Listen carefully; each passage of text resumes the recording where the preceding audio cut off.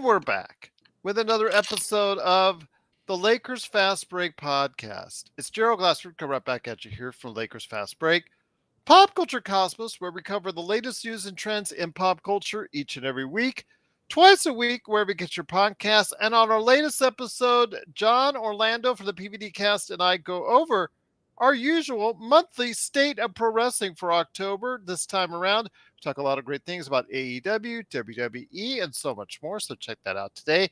Also, as well, Inside Sports Fantasy Football. Don't forget, we've got another Inside Sports Fantasy Football coming up later this week as Chris Sardieri and I go ahead and cover what's going on in the NFL at ISFF. Also, as well, of course, Joe Soro. Not sure if he's going to make it because I know he's been doing some great work for Simblades, his company, Simblades with a Y.com. But you know he's always talking smack as Ox1947.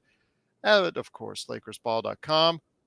I wanted to go ahead and make sure that everybody knows about our good friends, Laker Tom, the number one Lakers blogger that's out there. And we were having great discussions this past weekend on his Twitter account. So we'll go ahead and just say if you want to follow him, go right ahead. He may even follow you back as well. But go ahead and check him out today at Lakerholics.com, along with our good friend Jamie Sweet, Lakerholics.com. Also, as well, big shout out to Empire Jeff TV. Empire Jeff had on a great show last night, talking more into depth on the Drew Holiday trade. So go ahead and check out and subscribe to him and our good friend John McCallion, who had a stream as well, talking about his continued weight loss. And he's looking forward to going ahead and try and hit those target goals. So go ahead and check out the great conversation that he has as well on YouTube. And speaking of YouTube, you see the little Joe on the right-hand corner of your screen. Go ahead and click on it today to get the latest notifications on when we go live with the latest Lakers Fast Break podcast. Well, I'll tell you what, our NBA observations of all 30 NBA teams is coming near to an end with our last two final official tours of the NBA coming right here. Well, of course, we're going to have one on the Lakers, but we always save that one for right before the season. But you already know a great deal of our thoughts on the Lakers already. But today is a team that always is really exciting to talk about because they have such a bright future. They have so many great young players, a lot of young talent, and like 5 gazillion draft picks that I think Sam Presti I think has to choose. I don't even know if he has enough room on the whiteboard to go ahead and list all the draft picks that he has. But here today, good man indeed. You got to go ahead and check him out today at Thunderous Intentions, right there for you at thunderousintentions.com. It is, of course, Braxton Reynolds. Braxton, great to have you here. Looking forward to a great conversation on not only what is now, but what's in the future upcoming for the OKC Thunder. Yeah, thanks for having me on. Really appreciate it.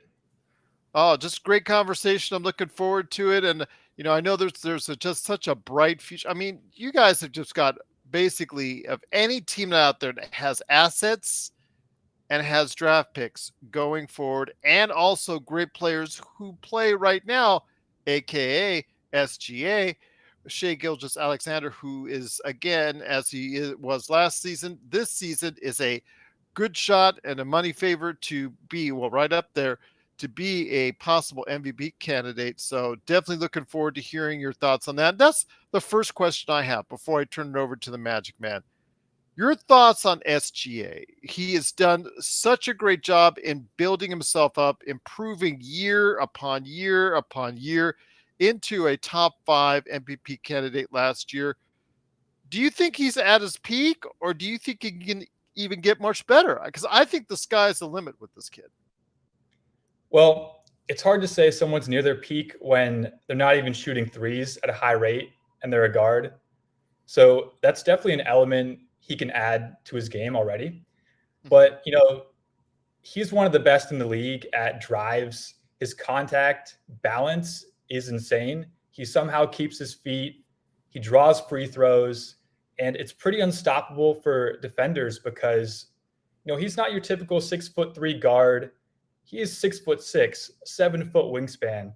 That is shooting guard, small forward territory. And you're talking about a primary ball handler. So it's pretty hard for defenders to stop him there. And, he maintains his balance on drives. And when he does draw contact, he's making free throws. He's a 90% free throw shooter, which, when you think about it, the NBA discovered threes were more than twos a while ago. But if you look at free throws, a 50% 3-point shooter is equal to a 75% free throw shooter, which is, league average, maybe a little less than league average. So free throws are incredibly valuable. And the way he draws them, he's going to be top of the league in scoring pretty much here on out for the next few years. Defensively, one of the best guards in deflections. He's really hard to get around because he maintains his balance. He can go laterally. So he's a two-way player. Well, we have to see whether he's a number one on a championship team. He has to prove that. But overall, I think he definitely has the talent to be that. I'll tell you what, though, the sky's the limit for the kid. I think you're right. Just absolutely. He's not even hitting threes efficiently yet. And so once he's able to do that, watch out. Oh, my gosh.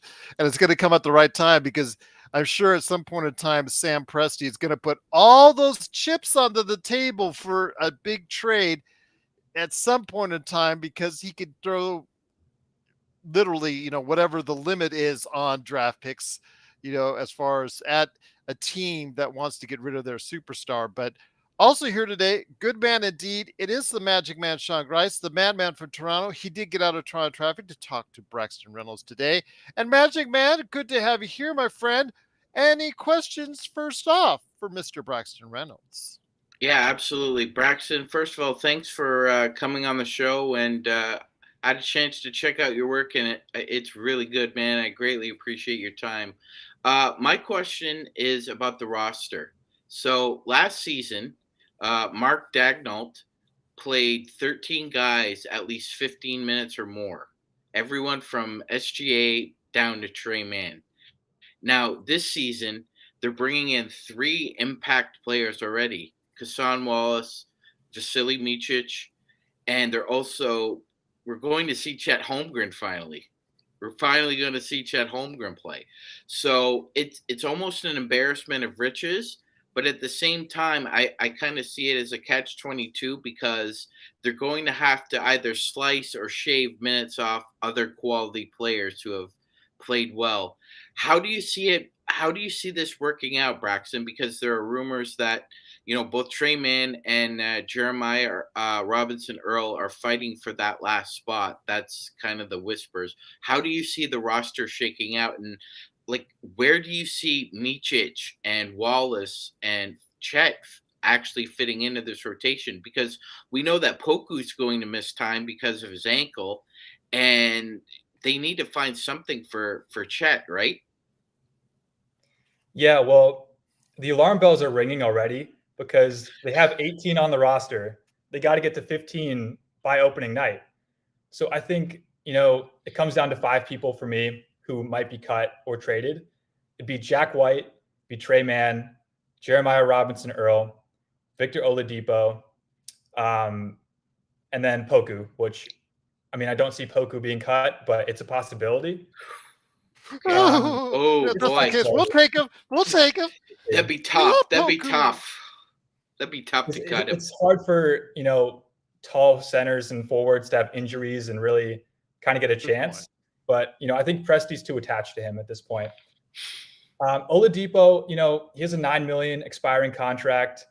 Presti didn't just get that in a salary dump. He wants to use that for a trade piece because you have him and Bertans add up to 26 million roughly. That's a big number for matching salary. So I think Oladipo makes the final cut. Unfortunately, I don't think there's a place for Trey Mann or Robinson Earl on the roster. Small guards that really can't defend and are not efficient. It just doesn't fit OKC basketball. And, he could get there one day, but not on this roster. He's not going to have the time. And then, for the rest of the roster, I think Micic has to play. He's very good, EuroLeague star, veteran, and he brings kind of, a shot quality kind of standpoint to the bench where they were kind of running kind of wild last year and not really getting good shots. although they were making them at a decent rate, he's going to stabilize this bench along with Wallace, who really did a good job leading Kentucky last year. So those two are going to be a big factor on this bench.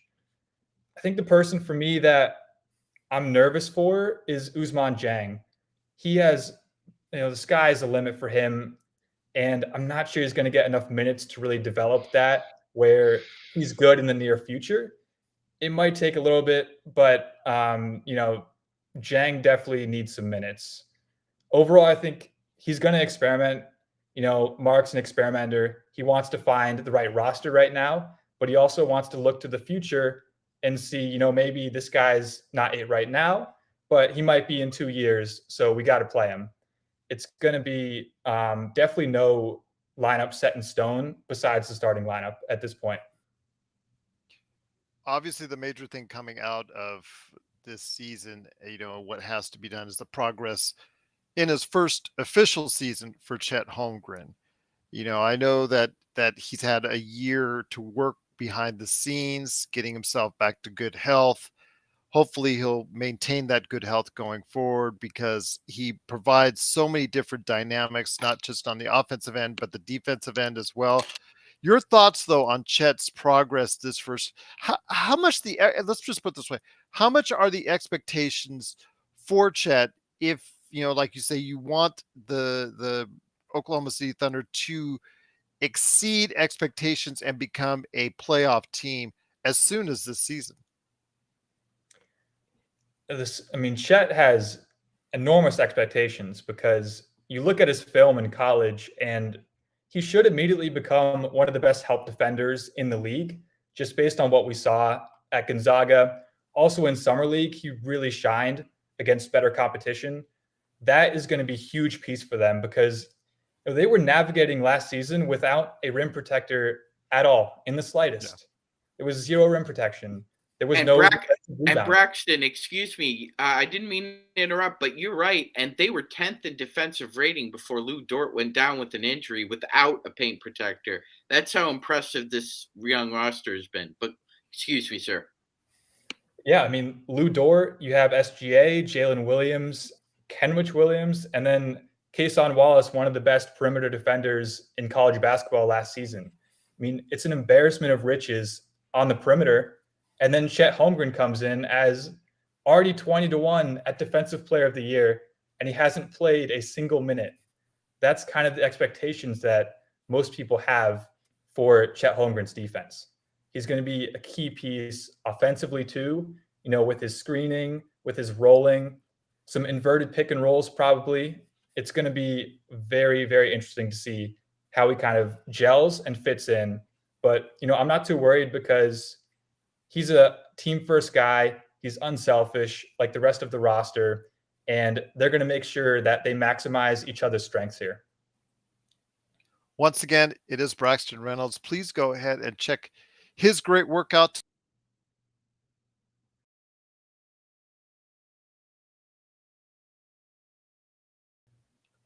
Hello, can you hear me?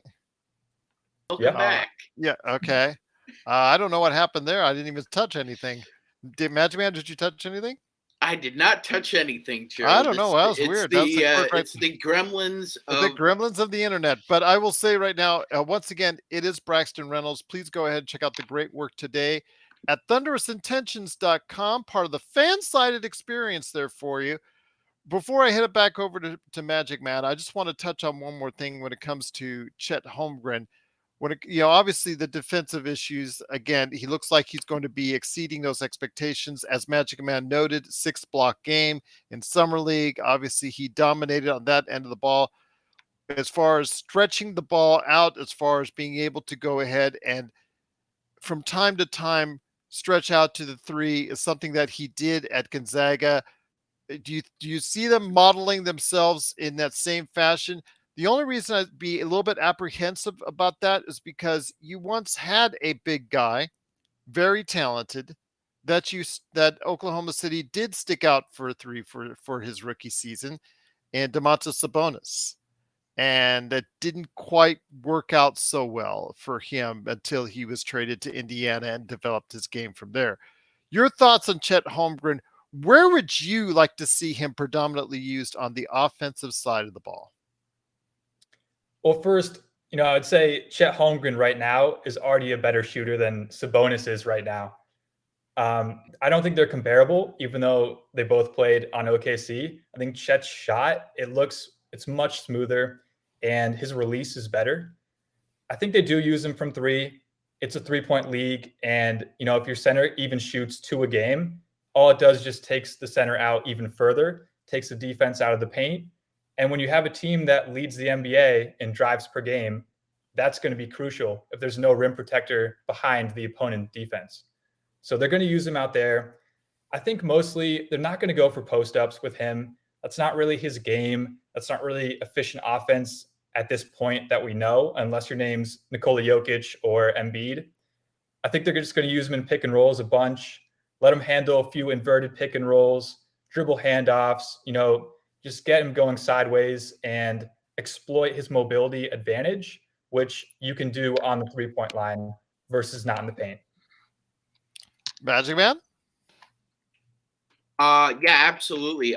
Just to add on, Braxton, what you were saying about SGA, Canada used him almost in the exact same way that he's been used with OKC. Chris Paul used to be the mid-range god. Now the mid-range god is Shai Gilgeous-Alexander. Nearly 50% on mid-range shots. That's unreal.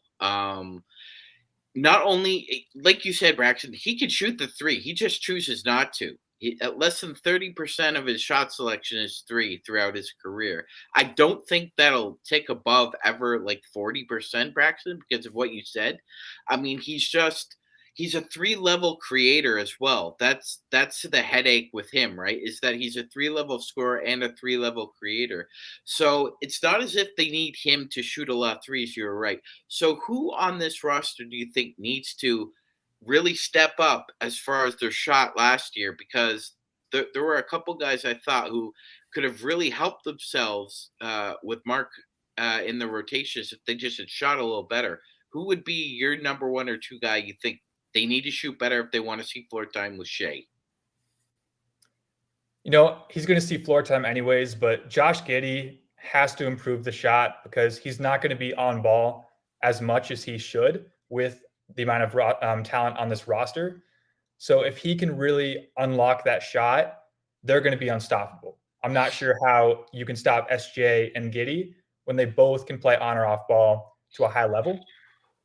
I would say Lou Dort has to step up his shot because, he's all-world defender, but he really, really struggles with his shooting at times, and it compromises defensive integrity because, teams can sag off of him, and it hurts SGA's drives.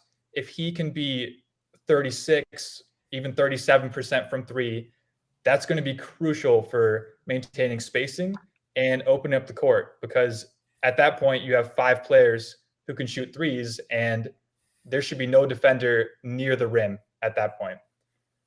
For a bench player, probably, Kenrich Williams.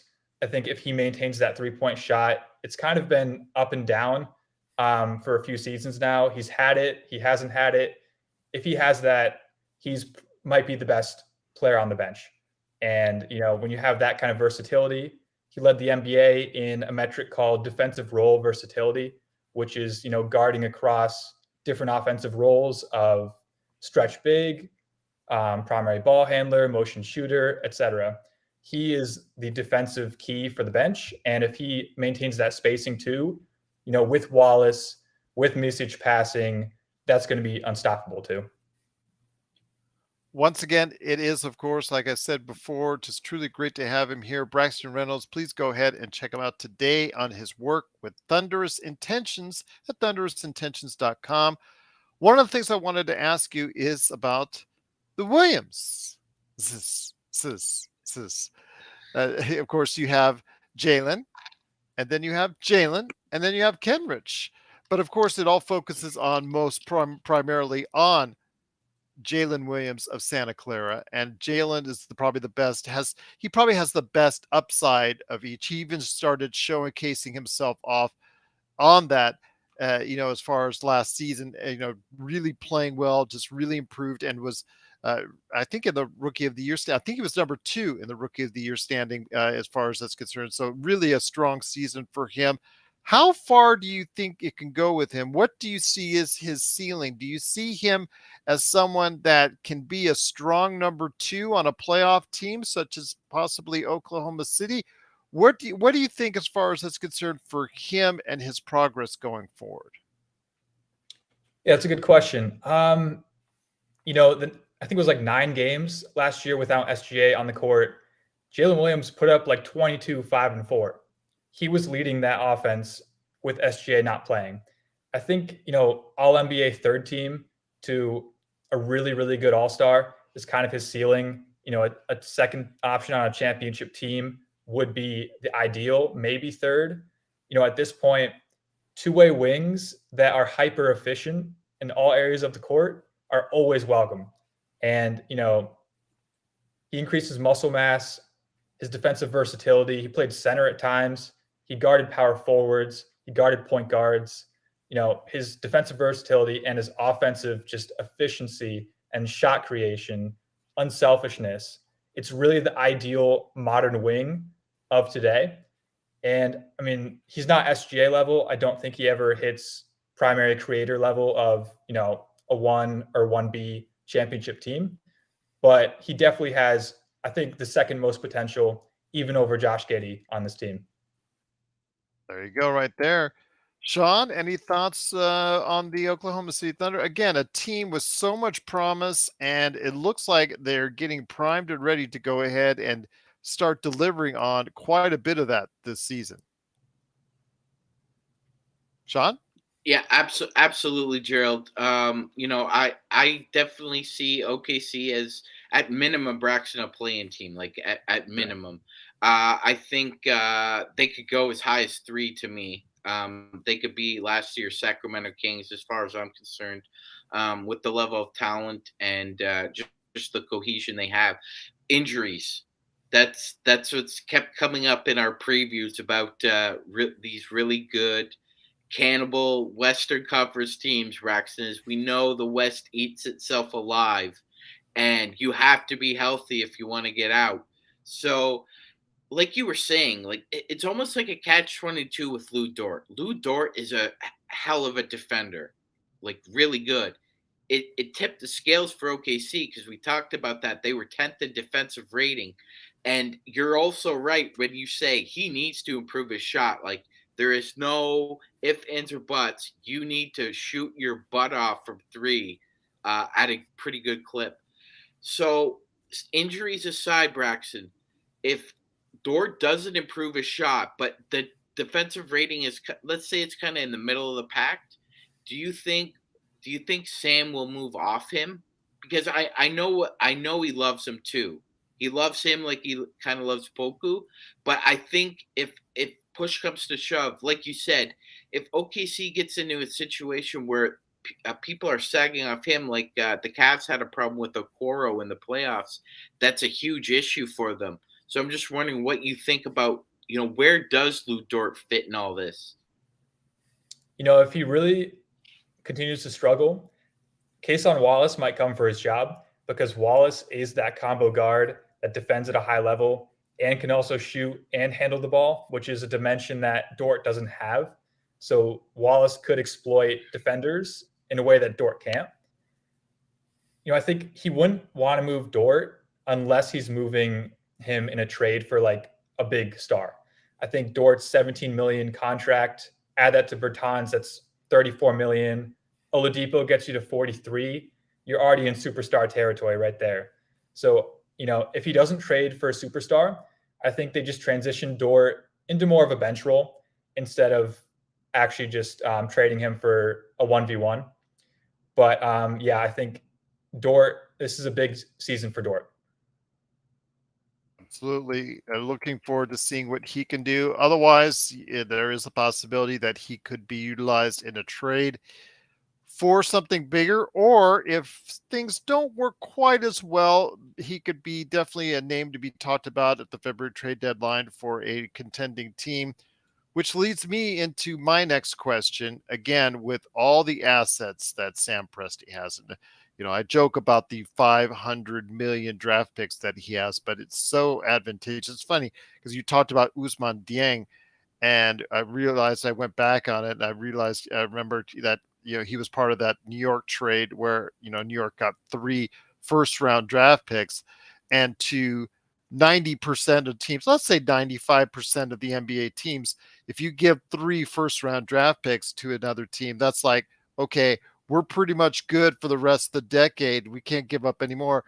With Oklahoma City, it's just like barely a dent in their arsenal, considering the fact they still have double-digit first-round draft picks over the next 5 years. Your thoughts on how best they should utilize those picks, if they want to go ahead and either continue to build in the same growth pattern that they have currently, where like it's steady, sure, nothing elaborate, nothing rushed, or if they feel like they need to go ahead and punch the accelerator just a little bit more. How do you see, or how do you feel that they should utilize that abundance of wealth of draft picks and also the young talent as well? Yeah, so Sam Presti in his press conference recently, he said some pretty interesting things. First thing was, you can't buy the paint for a house that you don't own. So he doesn't know what this roster is yet with Chet, with Misic, with Wallace. He doesn't know what he wants to get. He doesn't know what this team needs yet. And, Giddey's in year 3, Jalen year 2. They're far from their primes. So Presti's not going to go shopping until he knows what he needs to buy. And then he also said, I'm not going to cash in assets to become average or above average. He's really going to go star hunting with these picks. And until one opens up, I think he just rolls them back. He trades 24 firsts for 2028 first, 2029 first, and he keeps just rolling them back so that he maintains his level of assets without having to, further ruin this roster through more roster crunch and, more prospects that need time but won't get it. So, we saw this in the last draft, they traded 33rd, 32nd overall for Denver's 2028 maybe first or 2029. I think that is going to be a trend that you see with Presti. He's just going to trade 24 first, 25 first, move them back so that they maintain flexibility. And then, if Giannis opens up in 2 years, if someone big opens up in 2 years, then they unload the truck. All right, fair enough. Back up the Brinks truck, indeed, absolutely. When it comes to all those draft picks, Magic Man, Braxton has been great with us so far. More thoughts on the Thunder, my friend, because this team is starting to make people in the league nervous about what kind of damage they can really do. Maybe to some, not yet, but they should be on the radar because their time could be now. Yeah, absolutely, Gerald. There's always a team that's surprising people, and last year was the Kings. I have a feeling, Gerald, everybody knows what's coming with the Thunder as opposed to the Kings last year. So I have a feeling that even though they get teams' best shots, like Braxton, I barely saw SGA breaking a sweat against the Lakers when he scored. I think it was 35 the first time they played them. It's effortless to him. It really is. So, do you see, like, I didn't hear anything from Sam Presti or Mark about minute restrictions on anybody, including Chet. I thought they gave him a clean bill of health outside of the Frank factor. So how do you feel that the minute modulation or actual control will work for this team? No, I don't think there's any minute restrictions for any of the big names. Maybe for some of the bench, not because of injury, only because they're just trying to get more of their bench guys in. That would be the only reason. They're going to go full out and really try this season to maybe get 3rd seed, 4th seed. Young teams, they generally play harder than the veteran teams like the Clippers and the Lakers. They know they got to rest up for the playoffs. LeBron's turning 39 in December. He doesn't want to try super hard in a November game that ultimately won't matter. So I think Thunder will surprise some people when they're playing their stars more minutes and they're playing harder. And that's going to lead to more wins for them. Okay. I think we know from personal experience. What was it, 2 seasons ago, Magic Man, the infamous Lakers up by 25? And Yeah, yeah, absolutely. and then it disappeared like For that. us right there. Yeah, absolutely. I want to ask you this, though. Empire Jeff TV, one of our great partners, and always great to have him here on the show when he gets the chance to. Please go ahead and check out his great YouTube channel today, Empire Jeff TV on YouTube. He wants to know, again, a little bit something that we asked originally in the first few minutes of the program is because you have an abundance of players, it's currently 19 contracts, guaranteed contracts, I think at this point in time is what you have out there. And that I think includes the players. That does not include the players that you just let go, like Aruba and Ty But Washington. Gerald, they I believe Presti also has the 3 2-ways. Okay, so that includes the 3 2-ways. Okay, well, be that as it may, who do you see? There is a numbers crunch. Just put it out there. If you were Sam Presti, who do you think is the odds-on favorite to be let go? Or if there's going to be more than one player to be let go in order to go ahead and satisfy this player crunch? Yeah, so there's 18 on the roster right now, not including 18. the three two-way players. So they have to cut 3 by opening night. That's non-negotiable. They have to do it per NBA rules.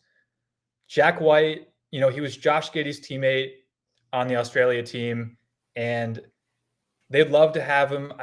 I don't think he makes it. He's not talented enough compared to, some of these guys who are former first round picks and not even getting much playing time. So Jack White would be one.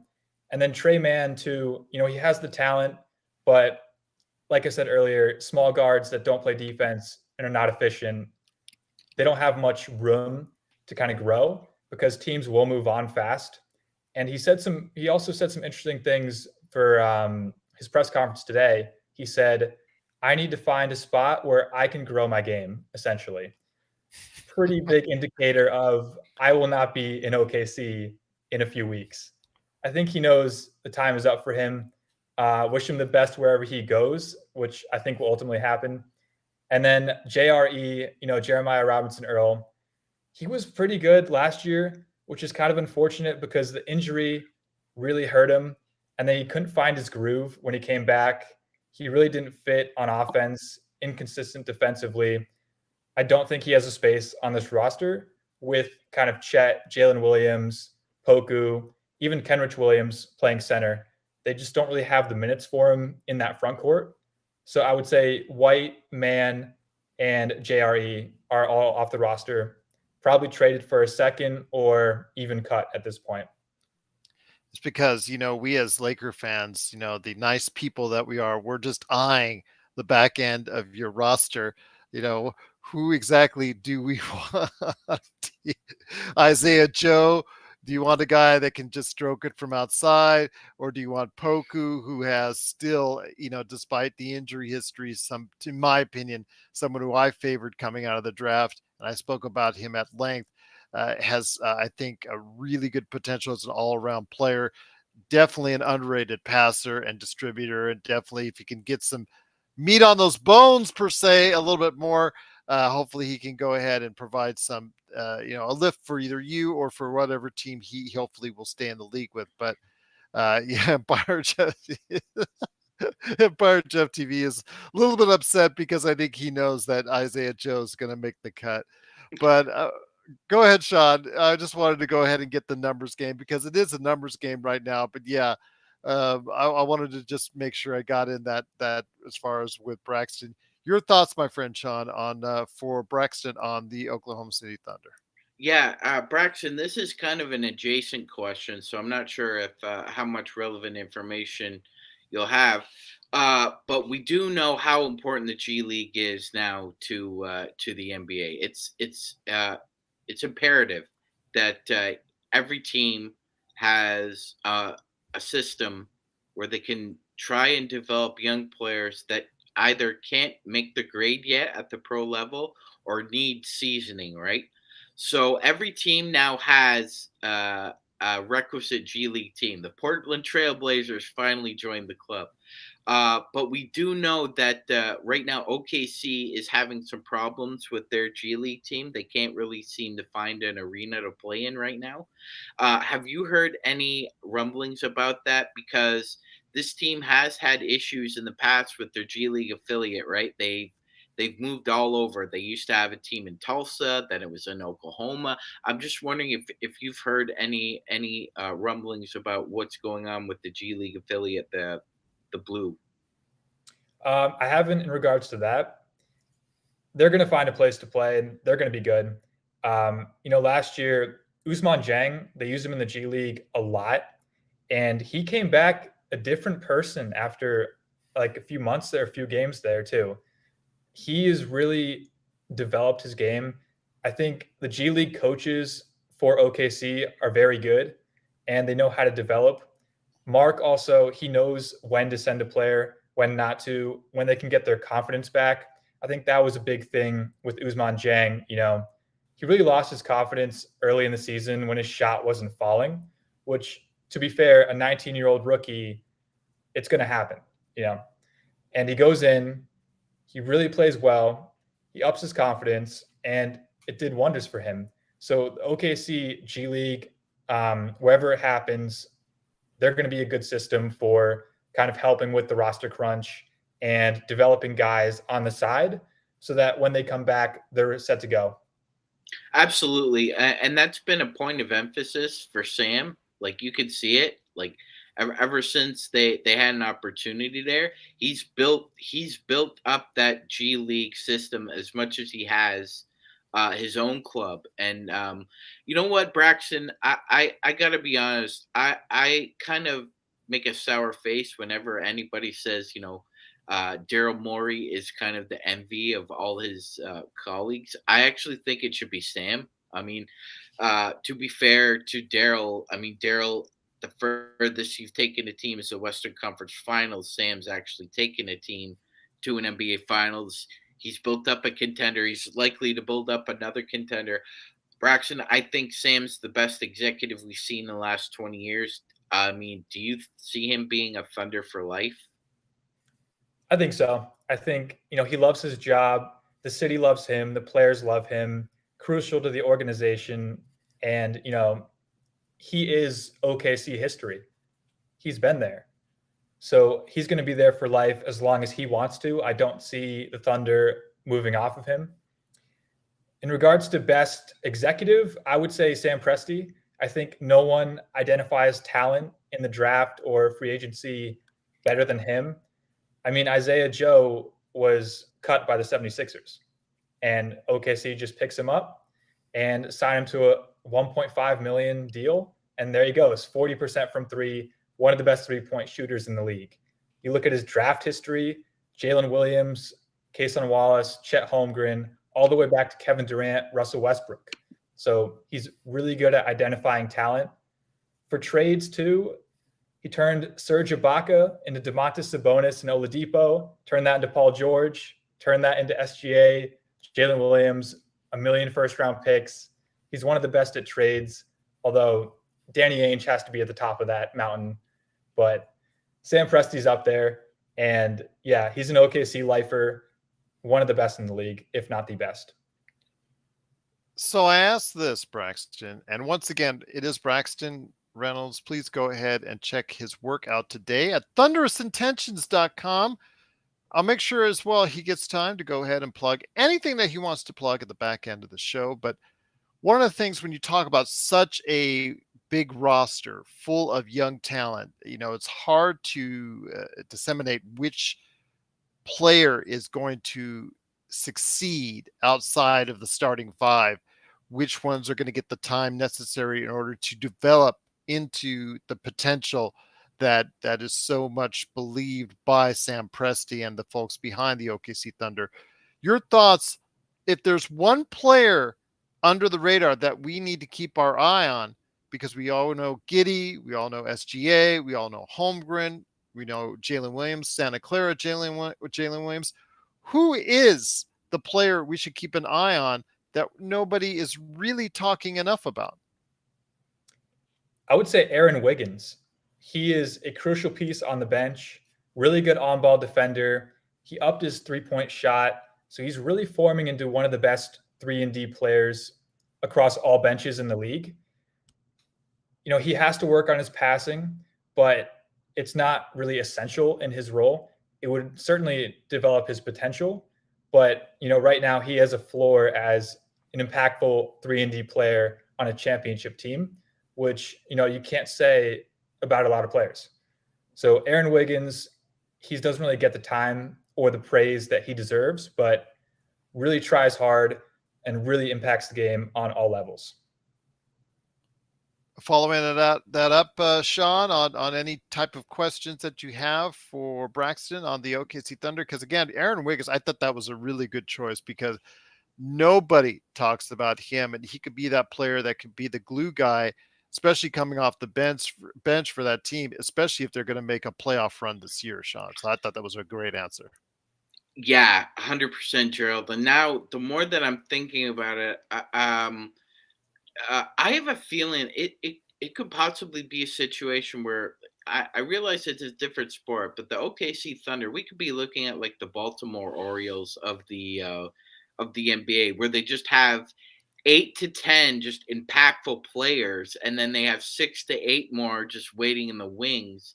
And yeah, honestly, Braxton, I think a lot of NBA fandom are just going to be green with envy this year, because they have the potential to just win a lot of games and fool around with rotations while they're doing it. I mean, that is an embarrassment of riches. And it's been a while since there's been a team like this that has done that. So, what odds do you give this season where you say the Thunder play really well? Let's say they top out like 45, 47 wins, Braxton. How good do you feel about them almost reaching a 50-win plateau? It's tough because you look at the West and there are 11 teams that are playoff teams. Only 8 make it. And then you have Portland, you have Utah, and Houston, not really punching bags. They're not easy wins. So I think the win total is going to be a little deceptive because as a Western Conference, it's going to be deflated.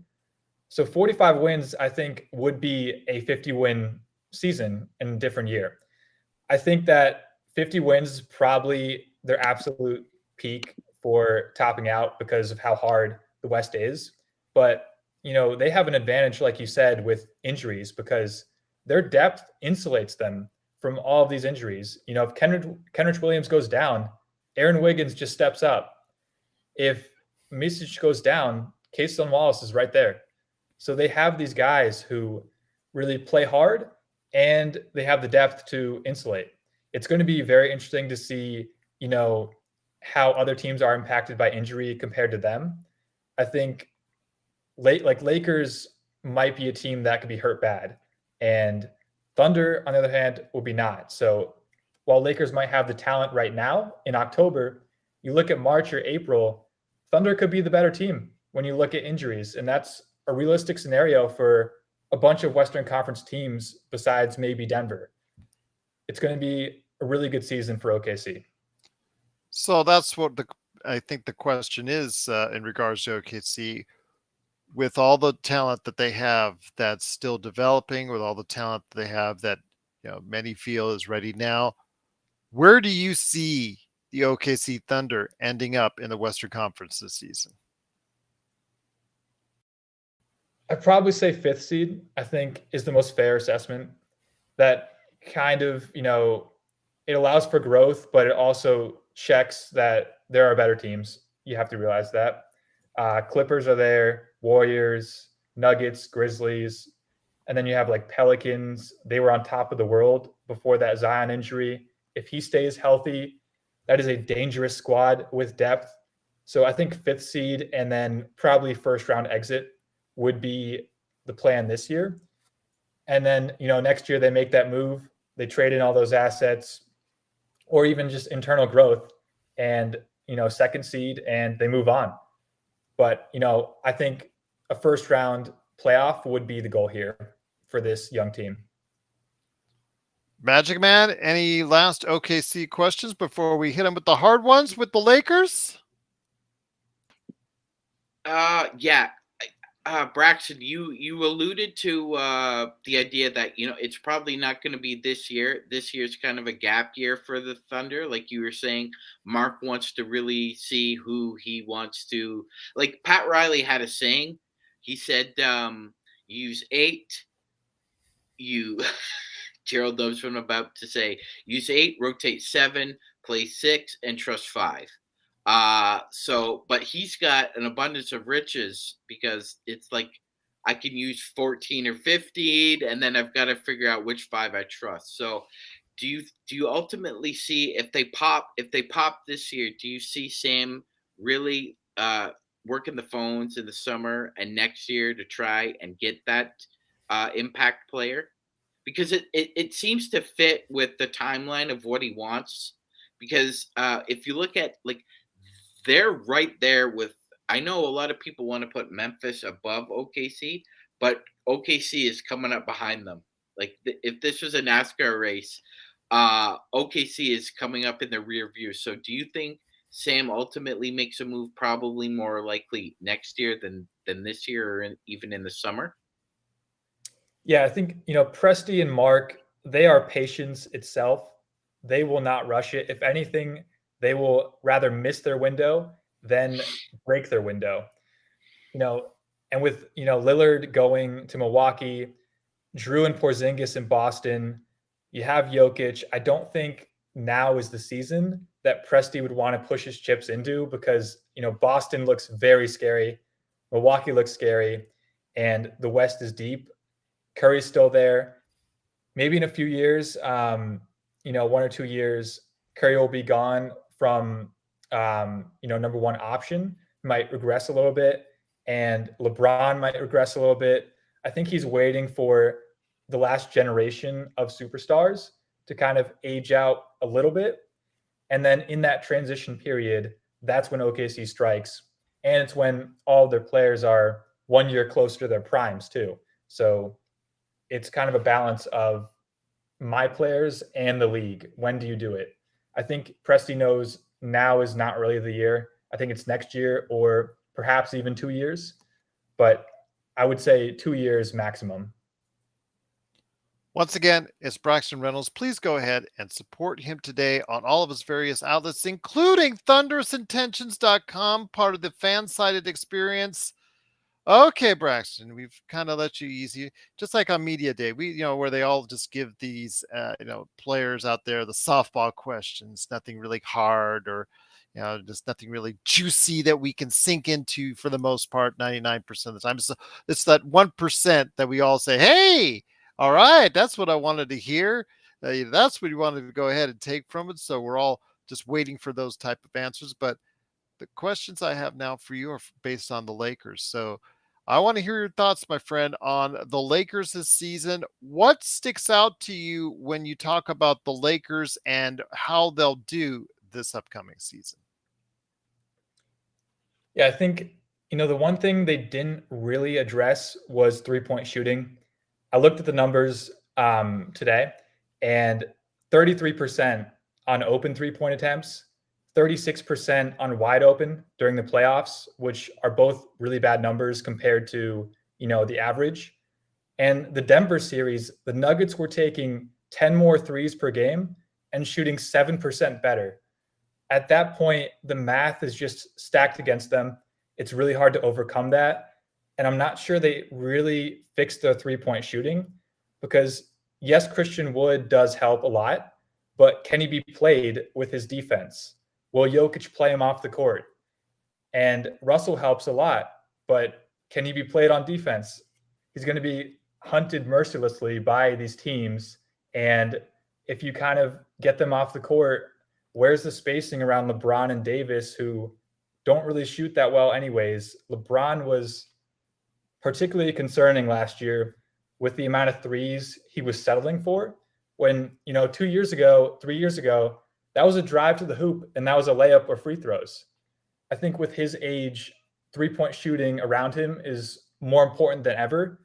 And I'm not sure that the Lakers can really provide that to the level that they need. That would be my biggest roadblock for them beating the Nuggets and winning the championship. Magic Man? So Braxton, we've heard from several different experts on what they feel is the Lakers' number one flaw. Some have said Jared Vanderbilt. Others have pointed to our injury history and LeBron's age.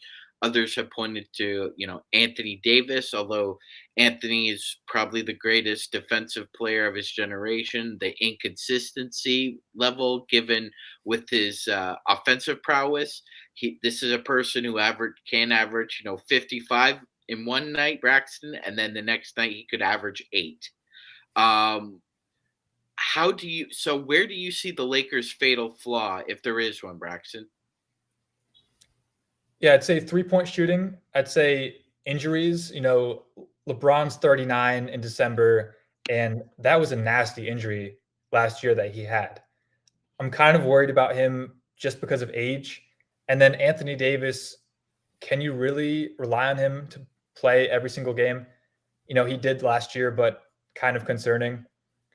Overall, I think the Lakers, they lack unexploitable playoff-proof players that can really thrive on both ends of the court.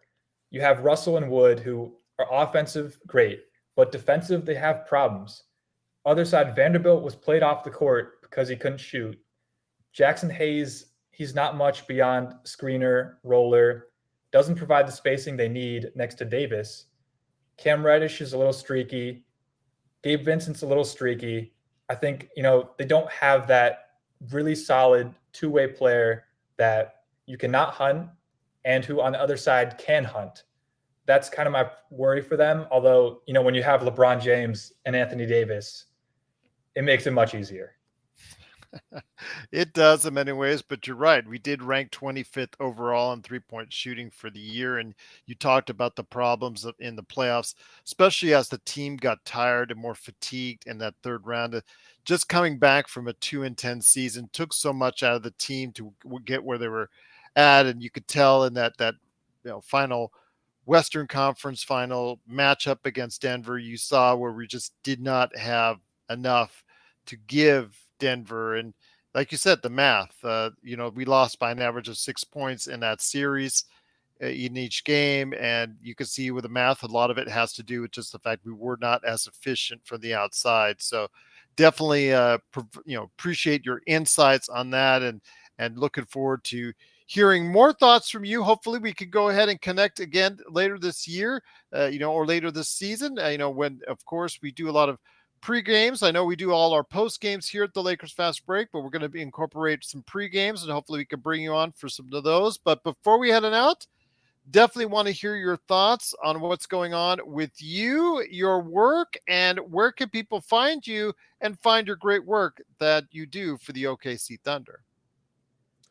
Yeah, so I'm writing for Thunderous Intentions. Just had a few articles out on things to improve for offense and defense.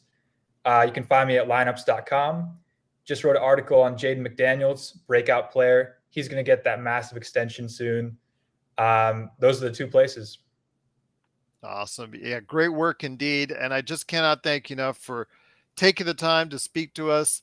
It is Braxton Reynolds. Please go ahead and check out today. Are you on social media or do you want to go ahead? Yeah. Twitter, BReynolds200. All right. Well, there you go. Absolutely. B Reynolds 200. I think that's the number of draft picks Sam Presti has right now in the office. So yeah, absolutely. That's I think that's why it matches. So truly appreciate Lakers in 5, Empire Jeff, even Joe. Joe was in the chat, Zangerstein, everybody else that was in the chat as well. Truly appreciate it. It's the best Lakers chat room that's out there, the Lakers Fast Break. Magic Man, any last thoughts or questions on the OKC Thunder or LA Lakers before we head on out? Yeah, I got going. Yeah. Braxton, I'm Canadian. I live in the city of Toronto, so a small part of me obviously roots personally for SGA because he's from my hometown. Shout out to Hamilton, Ontario. Uh, and Lou Dort is also Canadian as well. So a small part of me likes to root for the Thunder, except when they're playing the Lakers. I really hope for this year that obviously last year was a little disappointing, but that the fans get a good product. First of all, that's ultimately what we hope for. And Sam Presti looks like he's really liking this in-season tournament, Braxton. So it wouldn't shock me at all to see the Thunder hoisting that trophy in Gerald's Las Vegas. What are your thoughts on that, my friend, before we head on out? Yeah, I mean, like I said earlier, they're going to play harder in November than most teams are. So they're going to go for that. Their depth also is going to be a factor in that too. If they want to rest guys, they can just sign them up and then bring in more guys. So they're going to have a good chance at that tournament. And, Presti, every chance that you get to test yourself in a tournament setting, Presti wants his guys playing. And Mark is going to push his guys hard. These guys, they love to play the game too. They love to put themselves in a position where they're fighting for something on the line. And I think Adam Silver has something with this in-season tournament. I think it's going to be a good thing for the league overall. I hope so, because Sean and I are not the highest on it, we'll be honest with you, but maybe that's because we have two players, our key players are over the age of 30, and we do not welcome the idea of the possibility of playing an extra game for them just to see the look on LeBron's face, whether or not I get credentials for the game or not, just to ask him or see him ask. So how do you feel like playing in an extra game and just see the look on his face, the scowl that he can give you on that? Just not looking forward to that. But again, for a team like OKC, a win would be just so much more beneficial for them if going forward as a sign of growth and maturity for that team. I think that would be awesome. A team like that, maybe Minnesota, New Orleans, some team like that really needs something like this, a play-in tournament, to really grow as a team that could actually lead into some more good things down the road, even this season. So you're right. If they have that push, they have that momentum, Sean and Braxton, that could lead to them, like you said, a possibility of a 4, 5, or 6 seed by the end of the season, Braxton. Yeah, absolutely. Yeah, 100%. I mean, Gerald, as much as we're kind of sour on the plan, you're right. It could be portending to a catapult season for somebody who wins the whole damn thing and thinks, oh, well, we won this. We can encourage our guys to be a second or third seed. You never know. You take that momentum and you just don't know how long it can last. But you know what? If you have that momentum, it's sort of like you get out to going in through December, and you go ahead and you win that tournament, and you could go ahead and ride that momentum a long way. So Braxton, yeah, definitely watch out for the Thunder during the play-ins, the in-season play-in tournament. Definitely looking forward to that. But also looking forward to connecting with you later this season, hopefully here at the Lakers Fast Break. But any last thoughts, my friend, before we head on out, Braxton? Just that Lakers Thunder game is going to be a battle again this year, like always. Absolutely. I couldn't agree with you more on that, indeed. Once again, it is Braxton Reynolds. Please go ahead and check out his great work today at thunderousintentions.com. You want the latest info and intel on what's going on with the OKC Thunder? Go ahead and check it out as part of the fan-sided experience that's out there. Of course, thunderousintentions.com. Zangerstein says, I think that is hard to do, Gerald, because the initial games are part of the regular season, and one win can be a difference that it's actually hard to manage than just thinking it's a separate. I can tell you right now, Z, depending on the player, they'll think it's separate, and some will think it's just part of the regular season. Yeah, there's a different mindset and mentality, especially early on the first season that this happens. You'll have a different mindset. I mean, these players, they'll think about it different. The young players will think about it in a much different fashion, I think, Sean and Braxton, to what the older players will think of it. I think the younger players will probably take it much more seriously, Sangerstein. So hopefully Lakers will take it seriously, but I can't. I won't count on it. I won't count on it. I think the Lakers will go ahead and just try to see what they can do to manage the roster and get 50 wins or thereabouts, and try to see that they can get in healthy towards the playoffs. I think that would be much more to them, mean much more to them for a team than a team like OKC Thunder, which I think could actually utilize that momentum, from winning the play-in tournament, or the tournament in the play-in in the season, whatever they call it right now, the NBA tournament in season that ends up here in Las Vegas. I really think they can take that momentum a long way if OKC wins it indeed. So great thoughts right there from Braxton Reynolds. Sean, the Magic Man Grice, always here with me. Truly appreciate everyone in the chat room. Cannot thank you enough. Z, absolutely. Joe, Lakers in 5, Empire Jeff, everybody that's available, go ahead and check out their great channels as well. But we will be back in about an hour to talk the Portland Trailblazers. Got a great conversation up ahead. Their roster has changed over a couple times in the past week, so definitely see what Peter Sampson has to say about the Portland Trailblazers. Then late tonight, we have a wrap-up on Lakers Media Day at 10 p.m. Pacific. Definitely looking forward to that, hearing your thoughts, and also checking out our thoughts as far as what we think was said and what was not said, or what was intimated and not intimated at Lakers Media Day. Lakers in 5, great to have you here. Know you run a great channel. Please go ahead and check it out as well. Lakers in 5, Empire Jeff, truly appreciate it. But for Magic Man Sean Grice and Braxton Reynolds, it's Gerald Glassford. Thanks so much again for watching and listening. We'll be back very soon with our final official NBA observation of the Portland Trailblazers. That's coming up here in just a little bit, right here on the Lakers Fast Break Podcast.